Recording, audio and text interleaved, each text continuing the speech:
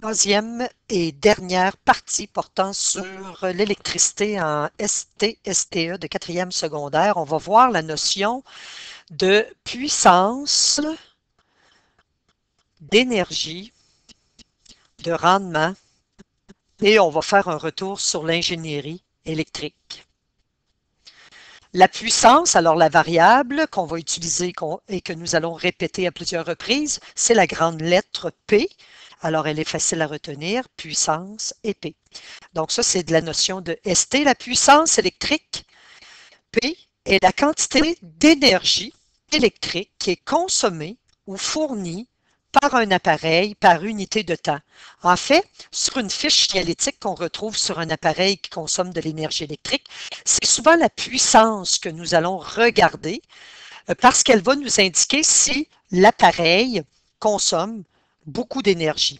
En fait, c'est comme si la puissance était, entre guillemets, une vitesse de consommation de l'énergie. C'est un peu une analogie, c'est pas exactement cela, mais c'est comme si c'était une vitesse de consommation d'énergie. Alors, plus la puissance elle est élevée, plus vous avez une consommation en énergie qui est élevée. Souvent, la puissance, nous avons déjà été familiarisés avec cette notion-là, puisque vous avez des ampoules qui ont des puissances de 100 watts. On va voir que l'unité, c'est le watt. Il y en a d'autres qui ont des puissances de 60 watts. Et on sait que celle de 100 watts va consommer plus d'énergie électrique que l'ampoule de 60 watts. Donc, cette notion-là, nous la connaissons. On exprime la puissance, la formule mathématique pour exprimer la puissance. On a dit que c'était une consommation d'énergie par unité de temps. Donc, vous avez l'énergie et vous avez le temps. Donc, l'énergie divisée par le temps. La puissance, elle est exprimée en joules par seconde, mais vous allez voir que les joules par seconde, ça correspond à des watts. Donc, lorsque nous avons une puissance, lorsqu'on substitue des joules dans la formule de la puissance et que nous divisons par un temps, mais en secondes, c'est une définition. Nous allons, au lieu de parler de joules divisé par des secondes, nous allons plutôt parler de watts. Donc, c'est comme si c'était synonyme, donc des joules par seconde, c'est comme si c'était synonyme, donc c'était similaire à des watts, c'est un synonyme qu'on a donné tout simplement. Ça vient souvent de personnalités qui ont travaillé sur le sujet. Alors, nous avons un peu comme exemple la loi d'Ohm. Alors, nous avons l'unité pour la résistance qui est le ohm. Alors, on va donner pour la loi d'Ohm, on avait vu, c'est juste une petite parenthèse que je fais, on avait vu que des volts divisés par des ampères, ben, on peut garder ça comme unité de résistance, mais par définition, ce qu'on a dit, c'est que des volts divisés par des ampères, c'est des ohms. Donc, il ne faut pas se perdre avec ce symbolisme-là. L'énergie, bien entendu, dans le système international, c'est le joule. Dans le système international, donc, vous avez l'énergie qui va être toujours en joule, qui est en lien avec le système international. Donc, on ne prend pas des calories ou des kilocalories, peu importe. On va travailler toujours avec des joules. Vous avez le delta T qui est en secondes. En fait, c'est très important d'apprendre, hein, je le répète, les variables associées avec leurs unités. Parce que vous pouvez avoir une puissance qui est égale à des kilojoules, par exemple, sur des heures. C'est une énergie de vitesse, entre guillemets, de consommation d'énergie. Mais par définition, cette puissance-là ne pourra pas être exprimée en watts. Hein? Je ne sais pas si vous comprenez bien, je vais donner un petit exemple. Si vous avez des kilojoules et vous avez comme temps, au lieu d'avoir des secondes, donc au lieu d'avoir des joules pour l'énergie, vous avez des kilojoules et au lieu d'avoir des secondes pour le temps, vous avez des minutes ou des heures, peu importe. Alors ça ne pourra pas porter la définition de watts. Par contre, ça va être quand même une vitesse de consommation d'énergie, ça va être une puissance, mais pas exprimée en watts. Donc, c'est une petite parenthèse que je voulais faire concernant les unités. Nous avons la variable, on la répète. Donc, en passant votre document, il est sur le site internet patiosciences.com. Ce document-là, il est en format PDF. Vous pouvez l'imprimer et vous pouvez numéroter vos pages. Je suis toujours sur la première page. Nous avons par la suite l'unité, on la répète, qui est le watt. Donc, on sait en fait que ce sont des joules sur des secondes. Nous avons une autre formule de la puissance. Bon, les formules en quatrième secondaire, on vous les démontre pas vraiment. Celle-ci, c'est celle qu'on va vous donner dans l'examen du ministère. Donc, vous avez la puissance en ST, vous avez que c'est égal à la différence de potentiel, on la connaît déjà, et l'intensité du courant, on connaît déjà cette variable-là. Donc, j'ai juste rappelé les unités qu'on va utiliser pour ces variables. En fait, la puissance, vous allez retrouver cette information-là lorsque je mentionnais tantôt que souvent sur un appareil qui consomme de l'énergie électrique, on regarde la puissance. Elle se retrouve, cette information-là, sur une fiche signalétique qui est derrière ou en dessous de l'appareil électrique. On peut avoir aussi la différence de potentiel et le courant qui est inscrit sur cette fiche signalétique-là. Ça peut être une étiquette qui est métallisée. Ça peut être aussi un plastique qui est, on a incrusté dans le plastique les informations. Donc, on peut retrouver la fiche signalétique de différentes formes. Ensuite, toujours sur la page 1, nous avons un premier exemple. L'exemple A. Quel est le courant qui traverse? Nous allons poser notre problème. Il faut être en mesure d'associer les variables, c'est ça la physique, donc les variables que nous trouvons dans l'énoncé de la question. Donc, au bon mot, hein, la variable et le mot. Donc, le courant, nous savons que c'est grand I, qui traverse un four micro-ondes, des watts. Nous venons de voir que c'est une puissance. Elle est de 1500 watts. Et nous avons une tension. Nous savons que la variable, c'est U, qui est de 120 volts. Donc, dans un premier temps, la physique, c'est toujours ça. Hein? L'électricité, vous savez que c'est une branche de la physique. Donc, l'électricité ou la physique, on pose toujours notre problème et ensuite, nous regardons nos formules. Alors, nous avons cette formule qui relie les trois variables. Nous voulons le I. Donc là, faites attention, souvent vous avez des petits problèmes en algèbre. Hein? C'est une faiblesse que vous avez. Et ici, c'est comme si j'avais, en fait, en mathématiques, donc faites le parallèle avec les mathématiques, je veux isoler le I. Donc, c'est comme si j'avais 8 égale 2x. Alors, on ferait quoi pour isoler le x? On ferait 8 divisé par 2. Hein, on vous a appris en secondaire 2, ce qu'on fait d'un côté, moi, je veux isoler le i. Donc, ce que je fais d'un côté, je le fais de l'autre. Donc, je vais diviser par u des deux côtés. C'est ce que je fais ici. Je divise par 2 des deux côtés. Donc, ça nous donne simplement le x. Alors, ici, ça va nous donner simplement le i. Donc, ça, il faut régler ces petits problèmes-là d'algèbre qui sont tout petits, mais qui vous font faire de grandes erreurs.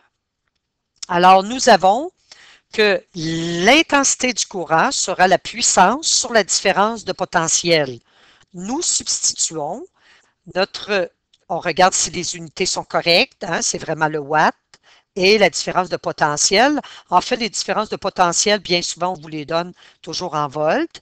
Alors, nous retrouvons ici comme valeur 12,5. Ce sont des watts sur des volts, mais par définition, nous savons que le courant, il est en ampères. Voyez-vous, on a d'autres unités du courant. On avait vu le coulomb par unité de temps, le coulomb par seconde. Là, on vient de voir le watt par volt. On avait vu avec la loi de Ohm que le courant, il était exprimé en volts par des ohms. Alors, il y a différentes unités pour les différentes variables que nous retrouvons en électricité. L'exemple B. Vous avez un portable qui fonctionne sous une différence de potentiel. Encore là, il faut l'associer à notre variable U. Avec un courant, c'est notre variable I qui est égale à 3,4 ampères. On vous demande la puissance électrique. Même chose. Nous regardons notre feuille de formule. Déjà, la puissance, elle est isolée. Donc, il nous reste à substituer. Et ensuite, on voit bien hein, l'unité de la puissance, le volt multiplié par des ampères qui nous donne des watts. Donc, ça va nous donner 64,6 volts multipliés par des ampères, mais ce sont des watts. Un autre exemple, donc c'est une théorie qui est beaucoup basée sur l'exemple, avec beaucoup d'exemples. Nous avons cette fois-ci une bouilloire électrique. Oups! La puissance, attention, la puissance, elle est de 1,5 kW. Ça, c'est un peu la même chose que des kilomètres qu'on veut transformer en mètres. On fait fois 1000. Donc, le 1,5 kW, si nous le voulons, si on veut obtenir la puissance en watts, on multiplie par 1000, donc un déplacement de la virgule de 3 positions vers la droite, et nous avons nos watts. Nous avons la différence de potentiel qui est donnée pour cet appareil-là, pour la bouilloire électrique, qui est de 120 volts, et nous avons le courant qui est notre inconnu. Alors, toujours la formule P est égal à U sur I. Nous allons isoler le I, donc on divise par U des deux côtés, ce qui va nous donner P sur U, la puissance divisée par la différence de potentiel. Nous avons notre 1500 watts. Voyez-vous ici, bien important de substituer des watts parce que par définition, nous n'aurons pas des ampères. Alors, des watts divisés par des volts, ça va nous donner un courant de 12,5 ampères. En fait, c'est le même numéro, c'est le même exemple que l'exemple A, sauf que nous avons mis la différence de potentiel en kilowatts. Ensuite, nous allons reparler de la fiche signalétique que nous retrouvons sur des appareils électriques. Alors, ceux-ci doivent posséder cette fiche parce qu'on y retrouve différentes caractéristiques, les numéros de série, l'endroit où il a été fabriqué. Mais nous, ce qui nous intéresse, c'est la puissance, la tension, le courant, l'intensité du courant. C'est important aussi de savoir est-ce qu'il fonctionne sur le courant continu, le courant alternatif. Nous en avons vu un exemple dans la partie 2 sur les circuits électriques et la loi d'Ohm. Donc, vous pouvez revoir ce cours-là en ligne. On avait vu qu'il y avait des indications à savoir quel courant on avait pour cet appareil. Nous avons aussi la fréquence. Au Québec, les appareils fonctionnent avec une fréquence de 60 Hz, ceux qu'on branche sur le courant alternatif, donc sur nos prises de courant domestiques. Si la puissance n'est pas indiquée, c'est possible de calculer, parce qu'à ce moment-là, on va vous donner la tension et le courant. Sur la feuille numéro 2, vous avez l'exemple dans le haut de la feuille, l'exemple D. C'est un batteur électrique qui possède la fiche signalétique sur laquelle on retrouve plusieurs informations. Quel est le courant qui traverse ce batteur électrique? Alors, nous allons poser le problème. Nous cherchons le courant. On va aller voir la fiche signalétique et on va aller voir les valeurs que nous avons. Votre document papier n'est peut-être pas clair, mais ici, vous avez une information qui est le 250 watts. Alors, vous pouvez, il est dessous le mélangeur, le batteur électrique. Alors, vous avez juste à regarder. Ici, c'est vraiment moulé dans le plastique, cette information-là. Cette deuxième information ici que vous retrouvez, c'est la différence de potentiel. Nous avons ici une troisième information qui nous donne avec quelle fréquence de courant alternatif fonctionne cet appareil. Donc, nous, ce sont ces données-là, en fait, la puissance qui est importante pour nous. Si on n'avait pas eu la puissance, on nous aurait donné le courant qui doit passer dans cet appareil-là pour qu'il puisse fonctionner. Alors, retournons dans notre problème pour poser, c'est l'exemple D. Donc, pour finir de poser le problème. Alors, la puissance, elle est de 250 watts. Et nous avons aussi la différence de potentiel qui était écrite. Donc, ça fonctionne avec une prise domestique. Donc, vous avez la formule P est égale à U fois I. Nous isolons le I, donc je le répète, pour l'isoler, on divise par U des deux côtés, ça se simplifie. Comme en mathématiques, lorsqu'on isole le X dans 8 est égal à 2X. Alors, nous avons que le I, l'intensité du courant est égale à P sur U, la puissance étant de 250 watts, la différence de potentiel de 120 volts. Encore là, par définition, des watts sur des volts, ça nous donne des ampères. Vous avez 2,08 ampères pour le courant qui passe à travers le petit appareil qui est notre petit batteur électrique. Toujours à la page 2, nous avons l'exemple E. C'est un grille-pain. Cette fois-ci, lorsqu'il y a des éléments chauffants, c'est toujours un petit peu plus énergivore. Donc, nous avons une fiche signalétique. Nous avons plusieurs informations. On nous demande quel est le courant qui circule. Vous allez voir que c'est beaucoup plus que le petit batteur électrique que nous avions. Allons voir la petite fiche signalétique. Je pense qu'elle est plus claire dans votre document. Mais si vous ne voyez pas correctement, ici, c'est le 120 volts. Vous avez le courant alternatif ici de 60 Hz. Ce qui nous intéresse, c'est le 1200 watts. On n'a pas donné d'informations sur le courant. Donc, retournons écrire les informations qui nous manquent. Donc, je dis que c'est la puissance qui nous intéresse. Lorsqu'on veut savoir la consommation d'énergie, on va y revenir tantôt. Mais il y a aussi la différence de potentiel, bien entendu. Donc, vous avez tout ce qu'il faut pour utiliser cette formule. Encore une fois, là, je ne répéterai pas tout le temps la manière d'isoler le I. Nous allons substituer, donc l'intensité du courant va nous donner la puissance qui est de 1200 watts.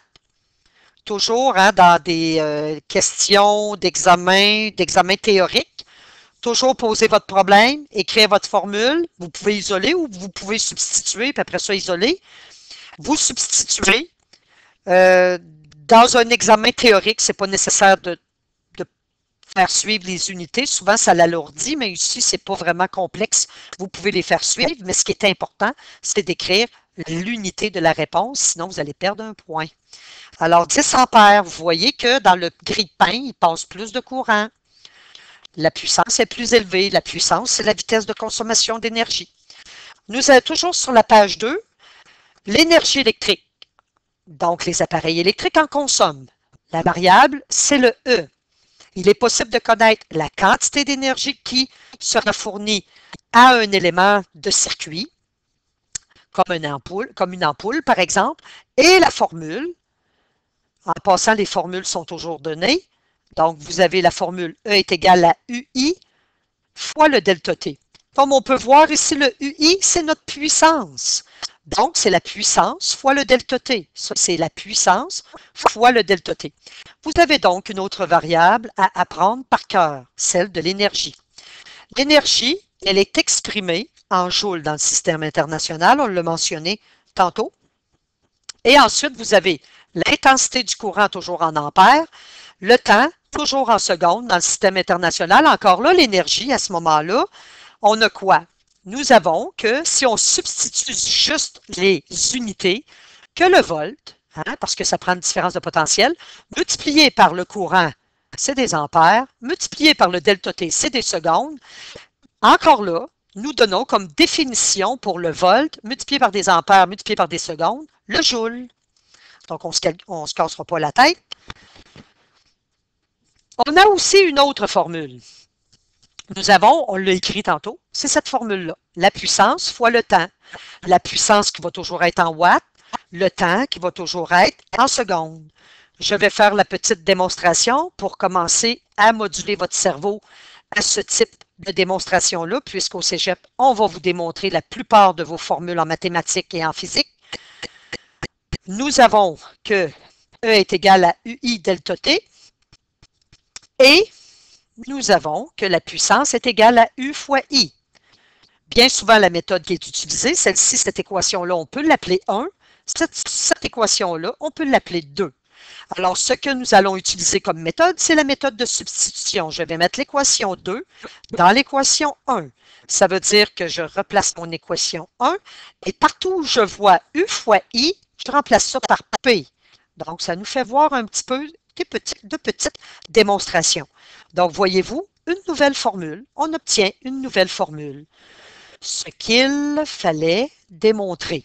Bienvenue dans le monde des démonstrations mathématiques. La physique est remplie de démonstrations mathématiques et les mathématiques aussi. OK, j'avais juste oublié de mentionner, ouais, on l'avait dit, donc le temps est toujours en secondes, la pression est en watts, il n'y avait pas d'autre chose à mentionner.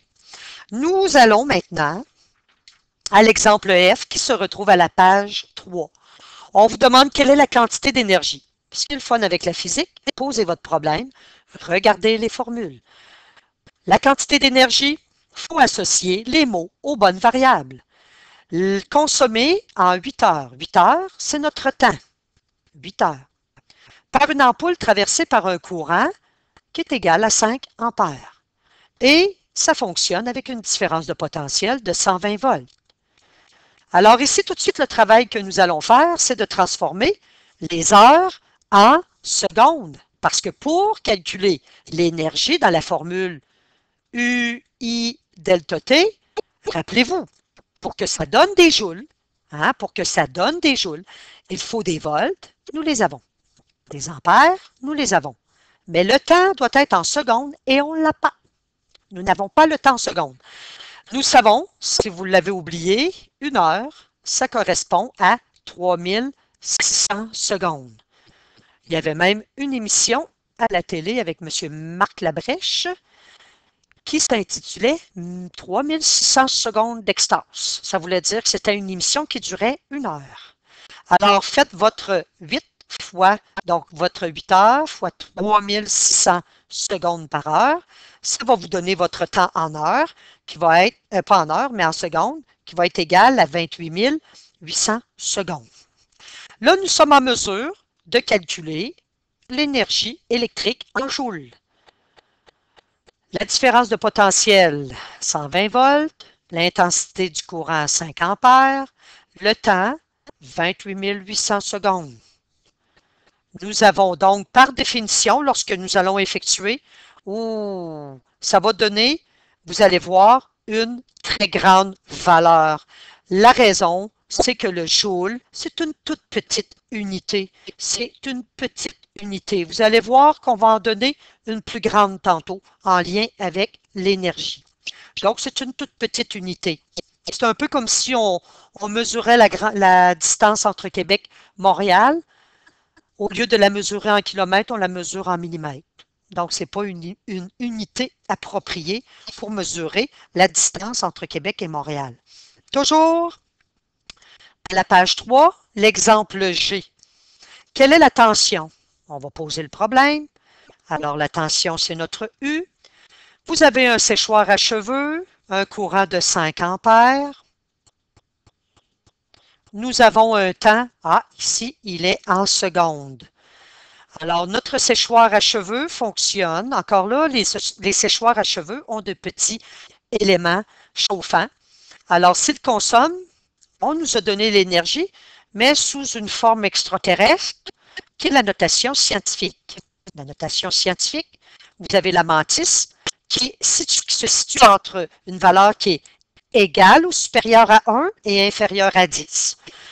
Alors, cette valeur-là, c'est pas compliqué d'énergie. Vous pouvez utiliser la fonction XP sur votre calculatrice pour rentrer la valeur. Donc, vous faites 3,2. Vous appelez la fonction, elle va faire automatiquement le fois 10 et la calculatrice attend que vous lui donniez l'exposant. Vous pouvez aussi dire que c'est fois 10 à la 5, donc on déplace de 5 positions la virgule vers la droite. 1, 2, 3, 4, 5. Alors, voici la valeur en joules. Nous sommes en mesure de calculer l'énergie. C'est déjà isolé. Pour notre E, il est déjà isolé. Nous allons procéder à la substitution. Alors, non, excusez, c'est la différence de potentiel que nous cherchons. Alors, nous allons l'isoler. Même chose qu'en mathématiques. On veut l'isoler, lui. Donc, nous allons diviser par I delta T des deux côtés. Donc, divisons par I delta T. Ça, je ne ferai pas ça tout le temps, là. Normalement, en quatrième secondaire, on devrait être en mesure de jongler avec les variables. Mais on n'a pas commencé tôt dans votre développement avec la notion de variable, donc vous avez un petit peu plus de difficulté. On devrait commencer au primaire à vous montrer plein de variables. Donc, vous avez ceci. On va substituer maintenant. Alors, l'énergie, elle était de 320 000 joules. L'intensité du courant de 5 ampères. Notre temps, il était exprimé avec les bonnes unités. Nous allons avoir, voyez-vous, nous avons une autre définition de la différence de potentiel, de l'unité de la différence de potentiel. Ce sont des joules divisés par des ampères qui, eux, sont multipliés par des secondes. Et ça va nous donner une différence de potentiel qui va être égale à 118,52 volts. Vous pouvez arrondir à deux chiffres après la virgule, mais arrondissez correctement. L'exemple H, nous avons cette fois-ci une bouilloire électrique. Attention, ici kilowatt. Alors, c'est la puissance qu'on nous a donnée. La puissance, par contre, n'a pas été donnée en watts. Alors, même chose que tantôt, c'est comme des kilomètres que nous voulons en mètres. On fait fois 1000. Donc, vous avez tout simplement à faire fois 1000. On va déplacer la petite virgule de 3 positions vers la droite, ce qui va nous donner 1, 2, 3. Vous avez donc cette valeur-là en watts. Je le répète, là, régler ce problème-là de transformation d'unités. Donc, c'est comme si on avait des kilomètres qu'on veut en mètres. On fait fois 1000 parce qu'il y a beaucoup, beaucoup de mètres dans un kilomètre. Alors, nous avons la puissance. Qu'est-ce qu'on nous a donné? La différence de potentiel. Alors, cette bouilloire électrique-là, encore là, il y a un élément chauffant là-dedans. Ça demande, c'est un petit peu plus énergivore. Si la bouilloire, mais on a un temps, mais qui est en minutes. Donc, dans 3 minutes, dans 1 minute, vous avez 60 secondes. Donc, 3 minutes, il suffit de multiplier par 60 secondes par minute. Donc, si on fait le traitement des unités, il va nous rester juste des secondes. Nous avons à trouver l'énergie. Quelle énergie électrique consomme-t-elle durant ce temps où elle fonctionne 3 minutes? Alors, vous avez le UI delta T, le E est déjà isolé, différence de potentiel en volts, intensité du courant, ici le boulot, quelle est l'énergie? Donc, ici, c'est l'intensité du courant, nous ne l'avons pas. Donc, on va aller, ce ne sera pas cette formule-là à ce moment-là. Hein? J'ai fait par exprès. Parce que vous avez la puissance qui est donnée. Donc, la puissance, et n'oubliez pas, le UI, c'est la puissance. La puissance, elle est donnée. Et voilà. Vous avez le temps qui est en secondes. Par définition, des watts multipliés par des secondes, ça donne des joules. Ça donne une unité d'énergie. En fait, il y en a plusieurs des unités d'énergie. On pourrait avoir des kilowatts multipliés par des heures. On pourrait avoir des kilowatts multipliés par des minutes. On aurait pu garder notre temps en minutes. On aurait eu des watts multipliés par des minutes. Tout ça, toutes ces unités sont des unités d'énergie. Mais on ne pourrait pas les traduire en joules. C'est juste ça. Alors ici, ça va nous donner en énergie. Encore là, comme c'est une petite unité, nous avons quand même une valeur qui est grande, qui est très grande. Donc, on va retrouver une consommation de 270 000 joules. Une autre unité de l'énergie. Très important, le ministère vraiment tient à ce que vous ayez dans votre tête l'énergie qui est exprimée en watts multiplié par des secondes, donc ce sont des joules, mais aussi l'énergie qui est exprimée en kilowatts multiplié par des heures, qui est utilisée, en fait, c'est une unité d'énergie, un peu comme ce qui est beaucoup mieux à utiliser parce que c'est comme une plus grosse unité, mais c'est une unité d'énergie qui est utilisée par l'hydro pour calculer vos factures d'hydroélectricité ou même pour calculer, vous allez être en mesure de calculer le coût d'un appareil qui fonctionne chez vous à la maison. Alors, mais comme je l'ai mentionné, l'énergie aussi, ça pourrait être des kilowatts multipliés par des minutes.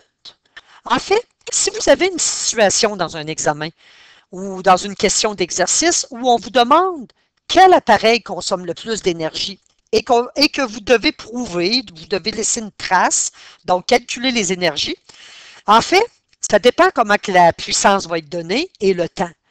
Alors, si toutes les puissances sont données en kilowatts et les temps en minutes, ben pourquoi pas pourquoi pas calculer l'énergie en kilowatts-minute. Hein? Si on vous impose une énergie, là, c'est une autre chose. Alors, l'hydroélectricité va prendre cette grande unité-là. C'est beaucoup plus pratique que d'utiliser la petite unité de l'énergie.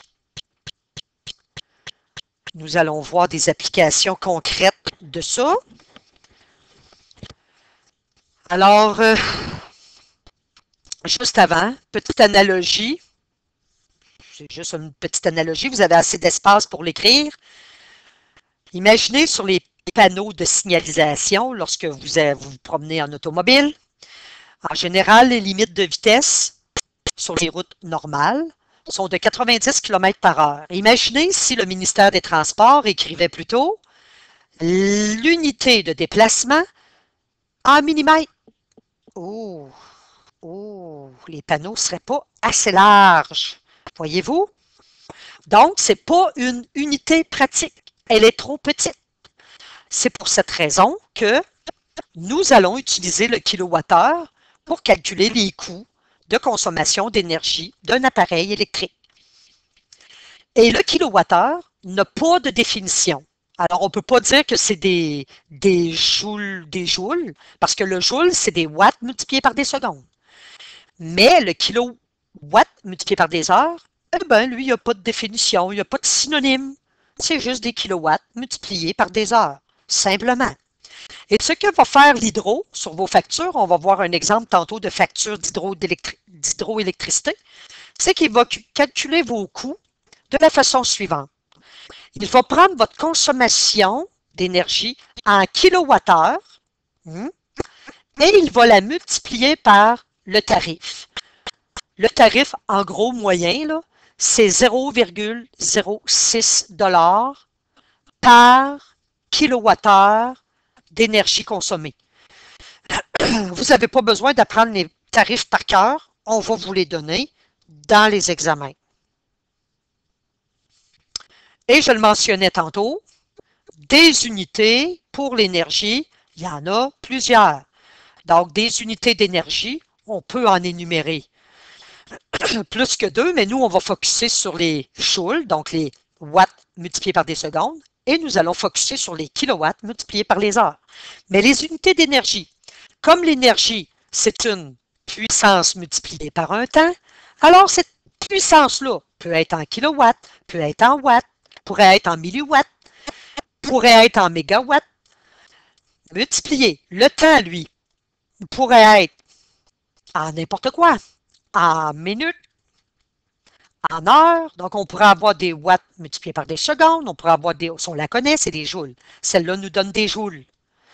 Mais les autres n'ont pas de synonyme. Donc, on pourrait avoir des watts par minute, etc. J'espère que nous avons bien saisi, que vous avez bien saisi la notion d'énergie. Toujours sur la page 3, le calcul du coût de la consommation d'énergie d'un appareil électrique, je vous l'ai donné tantôt, on va le répéter. Ça, on ne vous donnera pas cette formule. Alors, le coût, c'est l'énergie qui va être exprimée en kilowatts multiplié par des heures et le tarif qui va vous être donné, qui lui est en argent par kilowattheure. Allons faire des exemples. Donc, je vous ai dit tantôt que la théorie avait énormément d'exemples. Rien de mieux pour apprendre la matière, pour apprendre les notions. Vous avez toujours dans le bas de la page 3 l'exemple I. On vous demande le coût. Alors, vous allez pouvoir, à partir de maintenant, calculer le coût de vos appareils électriques qui fonctionnent chez vous à la maison. Nous avons un appareil qui fonctionne pendant un temps qui est de 8 heures. Mais attention, sur une durée de 30 jours. Alors, ça veut dire que le nombre total d'heures, c'est ce qui nous intéresse, il va être égal à 240 heures. Alors, ici, c'est un coût. C'est pour ça que je vais garder mon temps en heures. Je ne vais pas le transformer en secondes. Et il est traversé, cet appareil-là, par un courant qui est égal à 5 ampères et on a une différence de potentiel qui est égale à 120 volts et on nous donne le tarif qui est égal à 6 cents. Donc, du kilowattheure. Alors, le coût, on a vu que c'était l'énergie multipliée par le tarif. Mais attention, oups, je vais l'effacer, on va prendre l'habitude de l'écrire. On va le retenir à force de le répéter, répéter, répétons. Hein? C'est bien de conjuguer le verbe répéter. Alors, l'énergie est en kilowatts multiplié par des heures, multiplié par le tarif, qui lui est toujours en argent, divisé par des kilowattheures. Donc, par le traitement des unités, vous allez voir qu'il va nous rester de l'argent. Alors ici, est-ce que nous sommes en mesure de... Avant, on va commencer par calculer. On va se retirer comme ça. On va calculer la puissance, qui est le U fois I. On a tout ce qu'il faut. Hein? Ici, on a 2 étapes à faire. Essayez pas de passer des étapes. Là. Il y en a qui essaient juste avec un claquement de doigts d'obtenir la réponse. Ils essaient d'obtenir la réponse de cette manière-là. Mais en physique et même en chimie, parfois, il faut faire plusieurs étapes. Alors, nous allons retrouver une puissance qui va être égale à 600 watts. Mais attention, on ne veut pas des puissances en watts pour le coût de l'énergie. Alors, la puissance, qu'est-ce que nous allons faire? C'est comme si j'avais des mètres que je veux en kilomètres. Nous allons faire une division par 1000. Nous allons donc déplacer la virgule de 3 positions vers la gauche, ce qui va nous donner 0,6 kW. Nous revenons à notre coût ici. Alors, le coût va être égal à, je veux des kilowatts, mais je viens de calculer les kilowatts, 0,6 kilowatts. Je veux des heures, je vais multiplier par des heures, le temps en heure, 240. Ensuite, qu'est-ce que je veux? Le tarif, il a été donné. C'est de l'argent par kilowattheure. Donc, voyez-vous, les unités de kilowattheure ici, kilowatt se simplifie avec ce kilowatt-là, l'heure, elle se simplifie avec cette heure-là. Alors, souvent, on n'est pas habilité, mais ça aussi, c'est une gymnastique pour votre cerveau. Souvent, ça nous sauve la vie d'être capable de faire aussi le traitement des unités. C'est là qu'on s'aperçoit si on a bien isolé et aussi on a bien substitué les bonnes choses dans notre formule. Alors, vous allez arriver à 8 $. Arrondissez ici toujours au centième, parce que de toute façon, on parle, lorsqu'on parle d'argent, aux centaines, pas aux centaines, mais jusqu'au centième de piastres. On tourne la page. Nous sommes rendus à l'exemple J, la page 4. Nous avons une fiche signalétique d'une imprimante, la différence de potentiel qui est donnée, qui est de 120 volts. Donc, vous pouvez regarder la fiche signalétique si vous avez une imprimante à la maison. Ce sont des valeurs réalistes. On dit si le tarif, vous pouvez prendre ce tarif-là parce que c'est le tarif moyen. On va voir tantôt la facture de l'hydro. Vous avez ce tarif-là et on vous demande le coût de l'utilisation. Alors, on peut commencer par calculer notre puissance puisqu'elle n'est pas donnée. Nous allons voir la différence de potentiel 120 volts qui est multipliée par l'intensité du courant électrique. Les volts multipliés par des ampères, ça donne des watts. Donc, notre petite puissance, elle est de... je l'avais intégré tout de suite. Donc, vous avez la petite puissance qui est écrite. Va vous donner 90 watts. Donc, le petit 90 watts. Par la suite, la puissance, c'est comme des mètres que je veux en kilomètres. Alors, je vais diviser par 1000. Je vais donc déplacer la virgule qui est sous-entendue ici de 3 positions vers la gauche. Alors, nous allons avoir 0,09 kilowatts. Ensuite, qu'est-ce que nous allons faire? Nous allons multiplier, nous allons aller dans la formule pour le coût. Donc, le coût, nous allons multiplier donc l'énergie par le temps, par le tarif, pardon. On va trop vite. Donc, par le tarif. Mais attention, l'énergie, je vais toujours l'écrire. C'est en kilowattheure. On répète. Fois le tarif, qui, lui, ben, il est en argent par kilowattheure. Donc, mon énergie, c'est quoi? Ce sont des kilowatts. Je prends mes kilowatts que je multiplie par les heures. C'était quoi le fonctionnement? Oups, j'avais oublié de l'écrire. Alors, le fonctionnement, c'était 5 heures. J'avais oublié de le mentionner dans mon problème. Alors ici, qu'est-ce qu'on va avoir comme coût? Une valeur qui va correspondre. Ici, on peut faire le petit traitement des unités. Regardez, je vais aller plus loin dans le petit traitement des unités pour modeler notre petit cerveau. Ça nous donne 0,45. Qu'est-ce que ici, là? Ça donne 0,45 kWh. Eh bien oui, les unités, ça se multiplie aussi. Multiplié par 0,06, c'est de l'argent. Voyez-vous, par kilowattheure. Ça se simplifie, il reste de l'argent. C'est ce qu'on veut, c'est un coût. Alors, si vous faites fonctionner votre imprimante, ben là, c'est rare qu'on la fait fonctionner 5 heures d'affilée, mais si dans une semaine, elle a fonctionné pendant 5 heures, ou dans un mois, elle a fonctionné pendant 5 heures, alors vous allez retrouver comme coût, c'est pas beaucoup, mais attention, les cents, ça fait des piastres. En bout de ligne, là, ça fait des gros comptes d'hydroélectricité.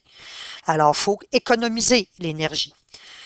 Alors, un autre exemple, toujours à la page 4, l'exemple K. Nous avons cette fois-ci une ampoule. Sa puissance, elle est donnée, elle est de 100 watts. Elle est allumée et elle va fonctionner. Hein. Souvent, on oublie nos ampoules. On les laisse allumer toute la journée. Donc, supposons qu'elle fonctionne pendant 30 heures. On nous demande de calculer le coût. Le tarif, il est égal à 0,06 $ par kilowattheure. Donc, ça correspond à 6 sous du kilowattheure.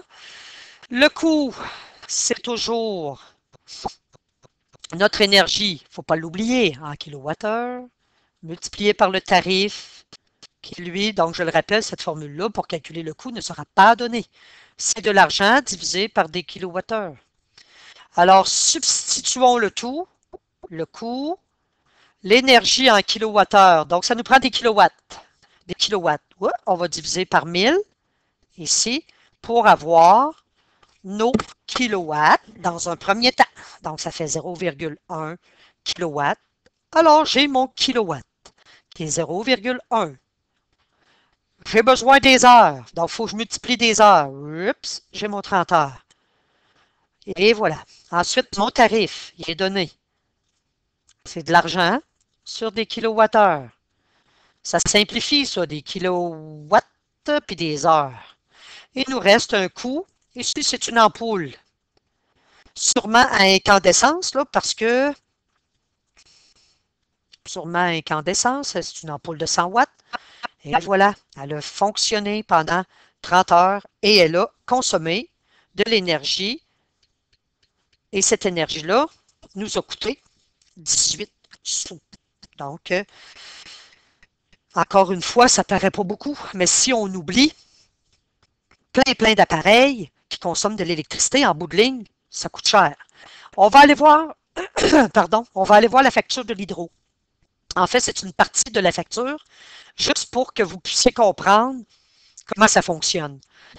Alors ici, sur la facture, on va toujours vous montrer si la personne doit encore à l'hydro. Alors non, elle ne doit rien. On va toujours vous montrer aussi le montant de votre facture en cours. Donc ça, c'est la facture reçue. Et par la suite, donc, comme il n'y avait pas de dette envers l'hydro, ce consommateur-là doit juste cette valeur-là. On vous donne toujours sur quelle période. C'est un courant domestique. On n'a pas, donc la personne n'a pas de commerce. Ensuite, on vous facture un abonnement. Donc ça veut dire que si vous coupiez le courant complètement de votre maison, vous êtes quand même branché avec les fils de l'hydro.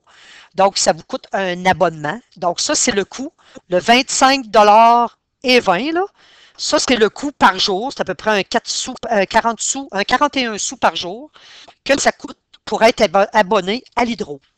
Ensuite, ici, c'est la consommation qui a été donnée par le compteur.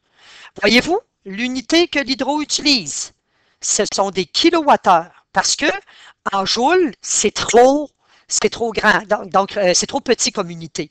Juste pour votre culture personnelle, si on voulait transformer ça, cette énergie-là en joules, alors je vais me retirer ici.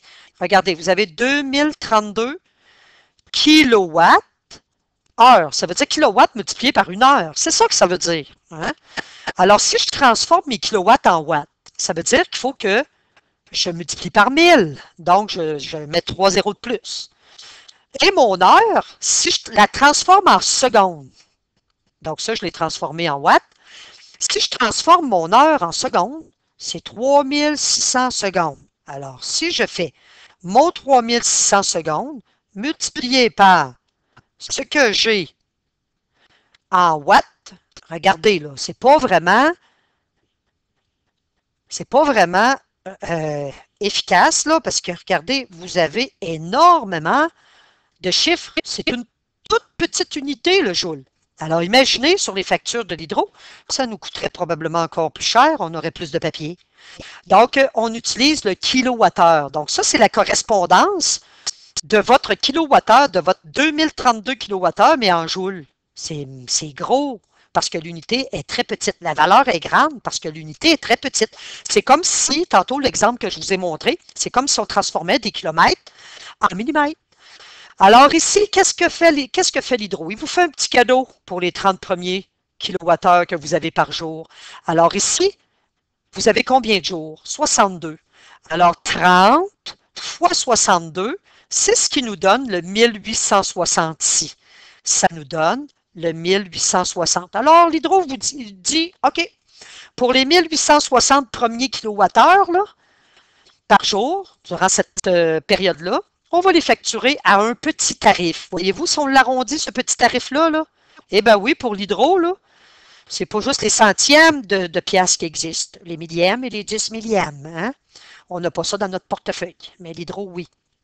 Alors ici, vous avez, c'est presque 6 sous du kilowattheure. C'est pour ça qu'on arrondit souvent le tarif à 6 sous. Ici, donc ça ici, c'est une période d'hiver pour ce consommateur-là. Donc, il a débordé sur cette consommation-là là, qu'il y avait là, en petit cadeau, là, les 30 premiers kilowattheures par jour qui étaient facturés à petit tarif. Alors, ça a donné ce montant-là. Mais la balance, comme il avait trop consommé, hein, il avait consommé 2032. Alors, on retranche le 1860, ça donne la balance de 172.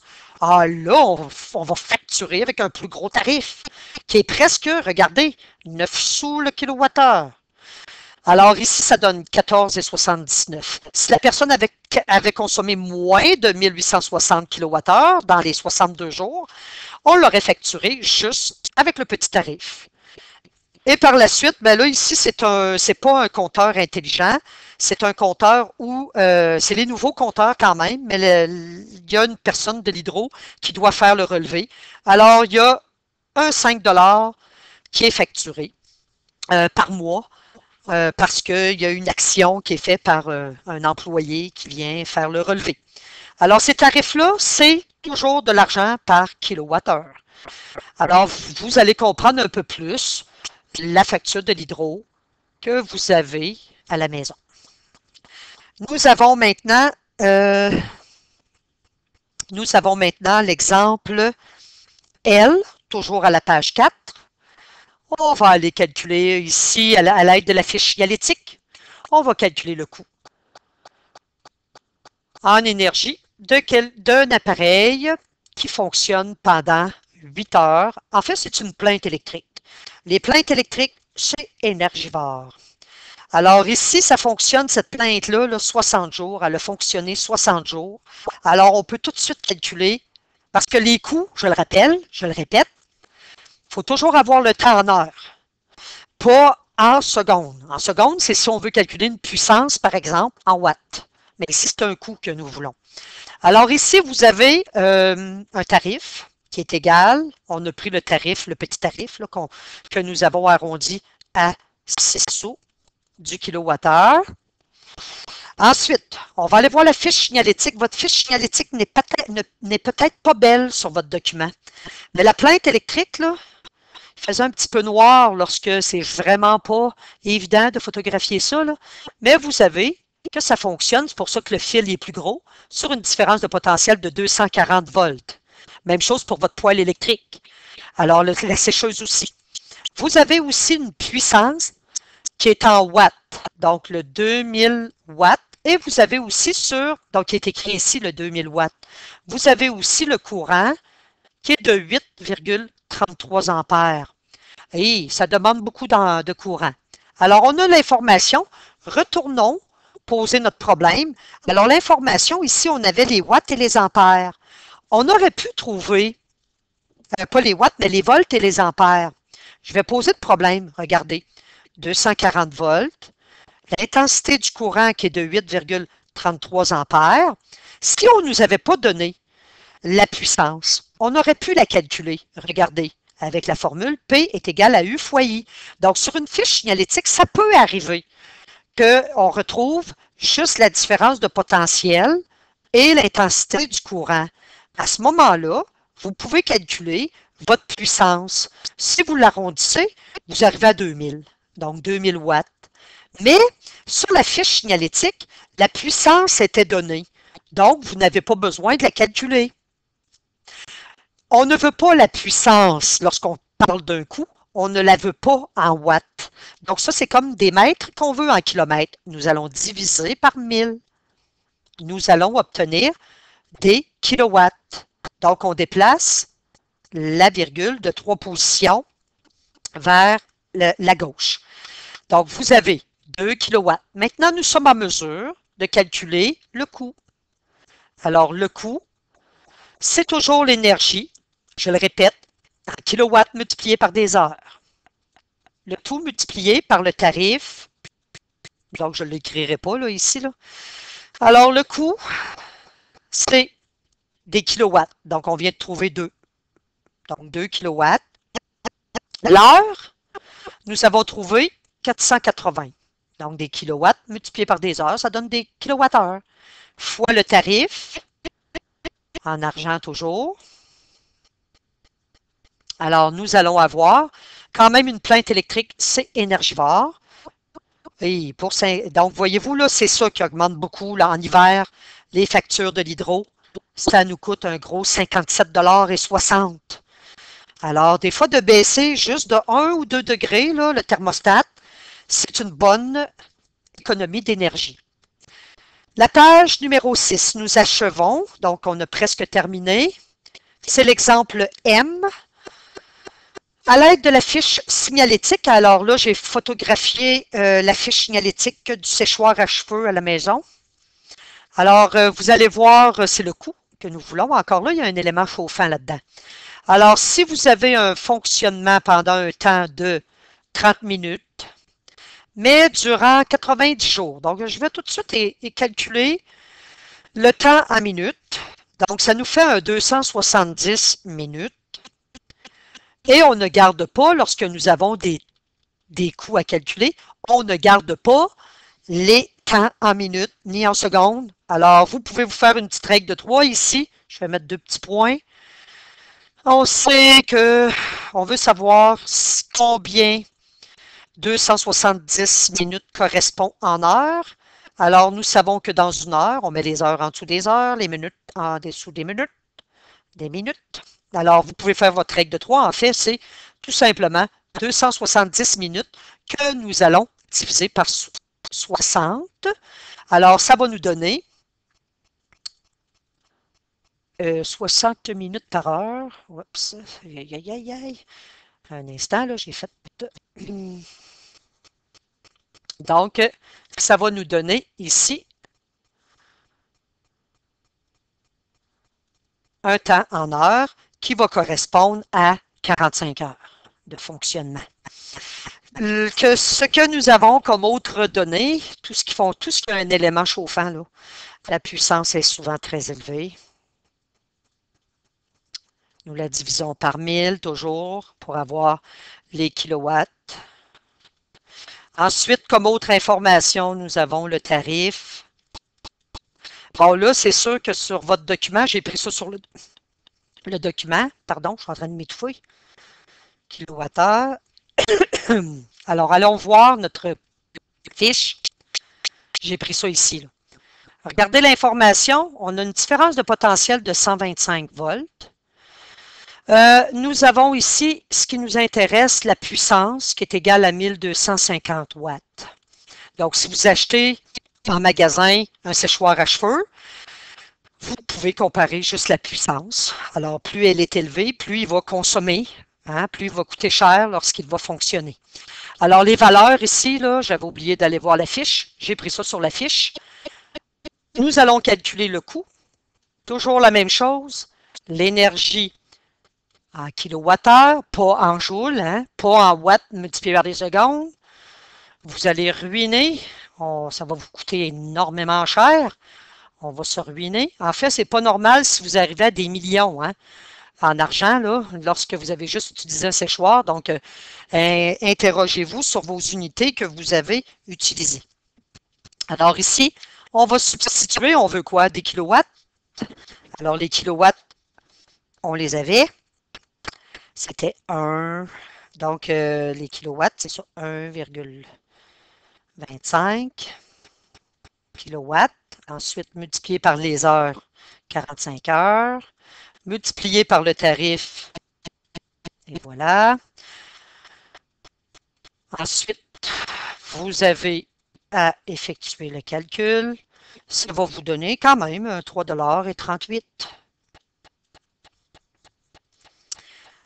Maintenant, on arrive à la notion de rendement. Le rendement, c'est du ST, très important. À la fin de l'année, on vous donne la formule sur votre feuille de formule qu'on vous a remis en début d'année. Mais je vais vous montrer aussi une règle de 3. C'est très simple d'utiliser un produit croisé pour effectuer le rendement.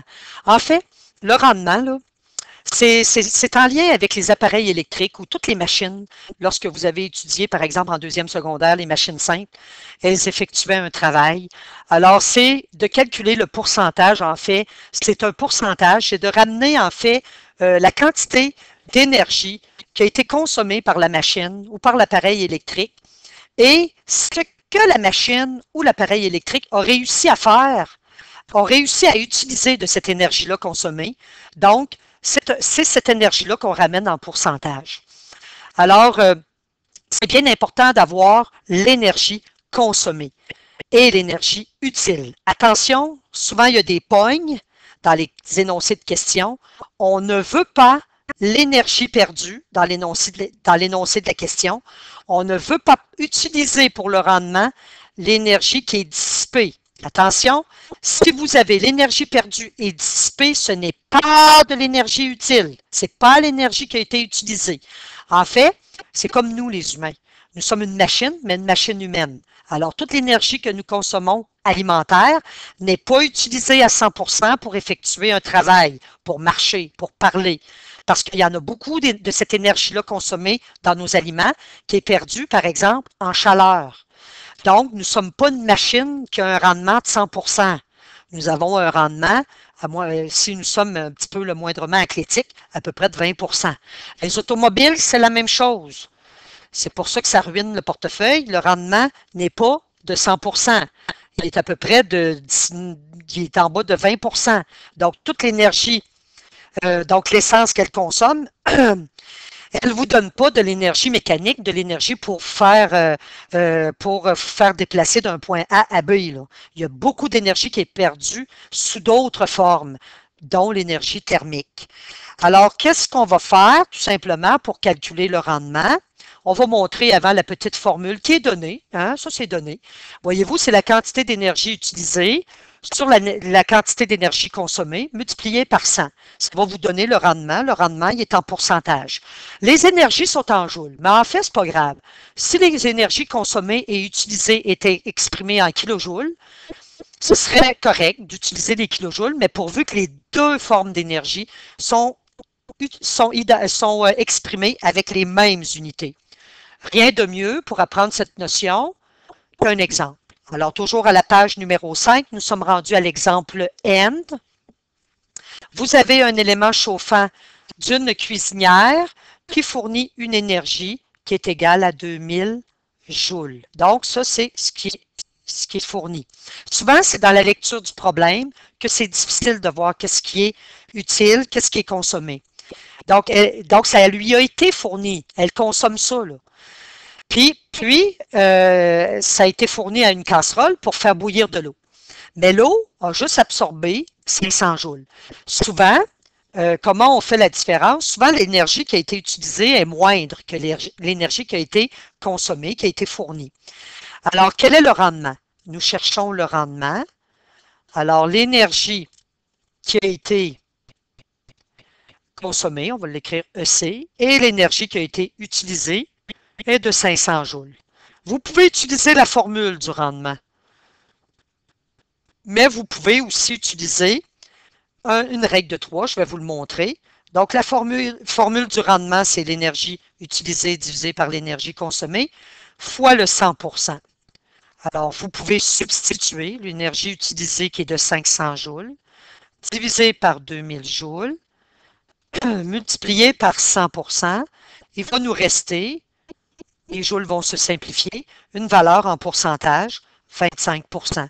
Si vous arrivez à des 200%, là, c'est parce que vous avez mal substitué. Ça ne se peut pas, les machines ou des appareils. En fait, il y a juste une machine théorique qui existe, qui a un rendement de 100%, c'est la machine de M. Carnot. Et c'est une machine théorique. Donc, en vrai, elle n'existe pas.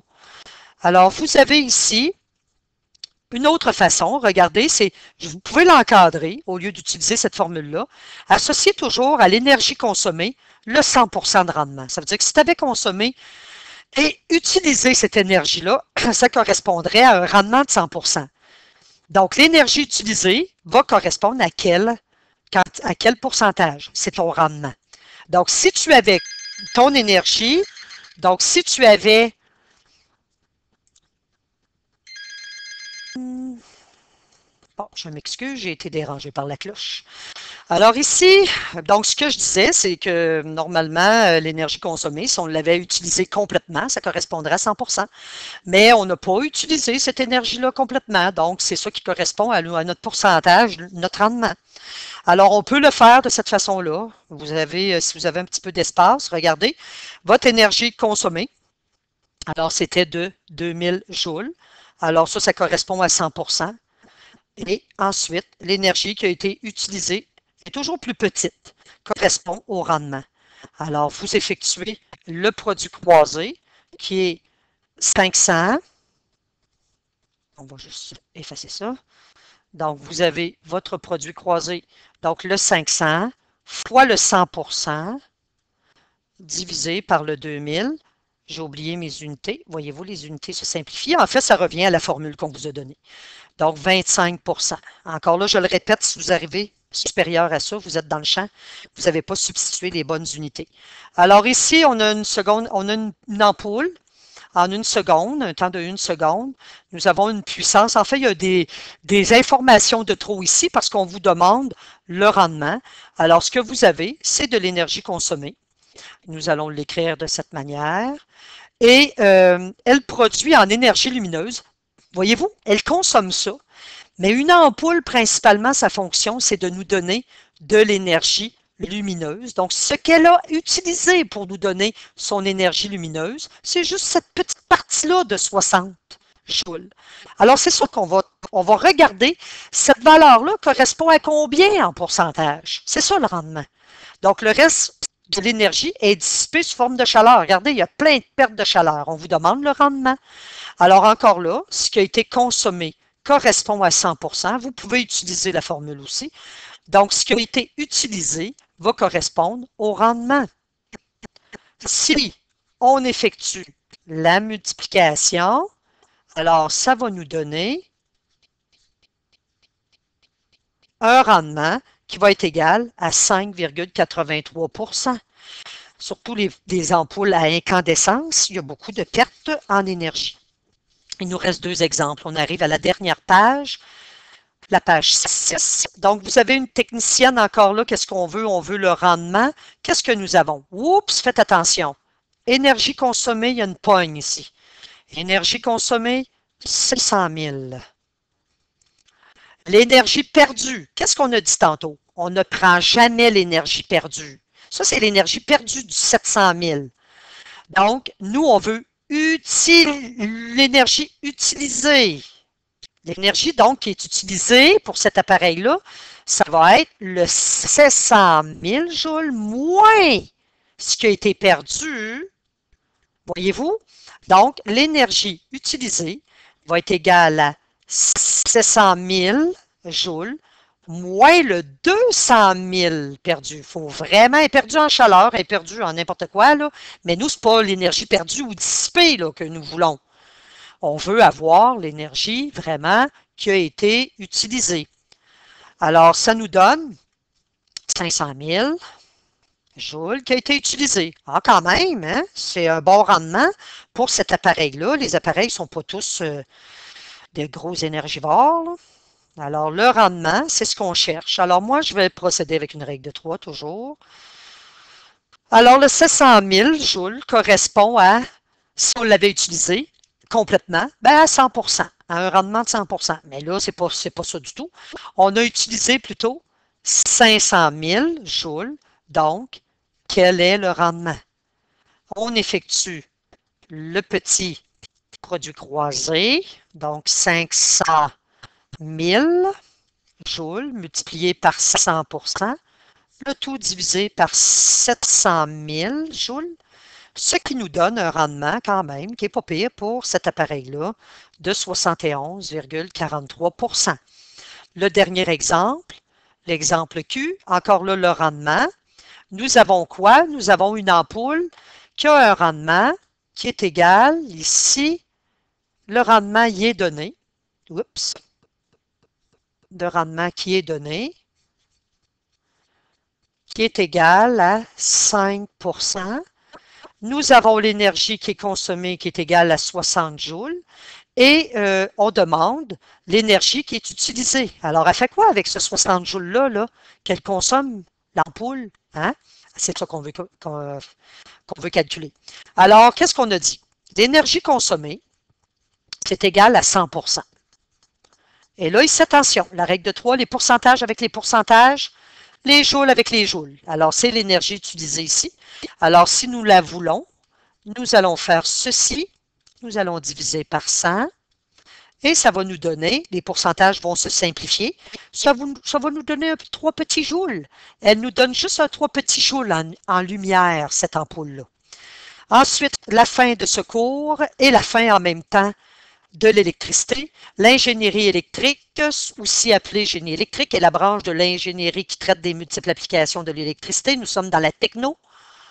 Nous allons voir donc tout un rappel juste par tableau parce qu'au fur et à mesure qu'on avançait dans la techno, on a vu ce qui était en lien avec l'électricité. Donc, un circuit électrique est composé de plusieurs composantes. On peut dire des composants aussi, on peut dire des éléments aussi.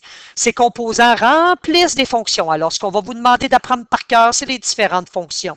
En plus, c'est très important aussi, toutes ces notions-là apprises en électricité, c'est très important aussi pour répondre à votre document sur la coccinelle robot. Alors ici, vous avez un tableau que j'ai fait. Alors, lisez rapidement vos fonctions d'alimentation. Hein? Alors, c'est assuré par la source d'alimentation. Ça fournit de l'énergie nécessaire au passage du courant électrique. Les exemples de ça, la pile, la batterie, vous avez les génératrices, les prises de courant. Ça a déjà été dit. Alors, dans une analyse technologique, si vous voyez une pile et qu'on vous demande la fonction, vous allez dire fonction d'alimentation. Utilisez les bons termes. Même chose pour la fonction de conduction. Elle est assurée par le conducteur qui permet le passage du courant électrique. Principalement, nous, ce sont les fils électriques. Rappelez-vous, dans le cours numéro 1, je crois, sur l'électricité, nous avons vu les propriétés pour avoir une bonne conductibilité électrique.